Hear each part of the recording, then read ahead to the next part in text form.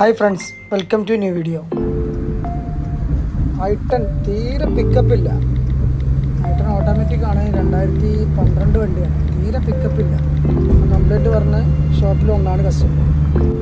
നമ്മൾ വണ്ടി ഓടിച്ചപ്പോൾ നമുക്ക് അതേ ഫീലാണ് കിട്ടിയത്. വണ്ടി പിക്കപ്പ് വളരെ കുറവാണ്. നമ്മൾ സ്കാൻ ചെയ്ത് നോക്കണം. ഫുൾ സ്കാനാണ് നമ്മൾ സെലക്ട് ചെയ്തത്. ആദ്യം നമ്മൾ സ്കാൻ ചെയ്തപ്പോൾ 2 കംപ്ലൈൻറ്റ് കിട്ടി. ഒന്ന് ടർബൈൻ സ്പീഡ് സെൻസർ, രണ്ടാമത്തത് ക്രാങ്ക് ഷാഫ്റ്റ് സെൻസറും. നമ്മളിപ്പോൾ ഈ കാണുന്ന സെൻസറാണ് ആദ്യം പറഞ്ഞ സെൻസർ. അതൊരു 3 ലൈൻ സെൻസറാണ്, 3 വയർ വരുന്നത്. അതിൽ ഒന്ന് പറഞ്ഞത് ഇഗ്നിഷന്, 2 പറഞ്ഞത് ACM എന്ന് പറഞ്ഞ സിഗ്നല്, മൂന്നാമത്തത് എർത്ത്. ചെക്ക് ചെയ്തപ്പോൾ ഇഗ്നിഷനും അതേമാതിരി എർത്തും കറക്റ്റാണ്. ACM എന്നുള്ള സിഗ്നലില്ല. ECM സൈഡ് ചെക്ക് ചെയ്തപ്പോൾ വയർ കട്ടിങ്ങോ കാര്യങ്ങളോ ഒന്നും സംഭവിച്ചിട്ടില്ല. വയറിൻ്റെ കണ്ടിന്യൂറ്റിയും കാര്യങ്ങളൊക്കെ ഓക്കെയാണ്. അപ്പോൾ നമ്മൾ ഇതിൻ്റെ കംപ്ലൈൻറ്റ് കണ്ടുപിടിച്ചു. ECMനാണ് കംപ്ലൈൻറ്റ്.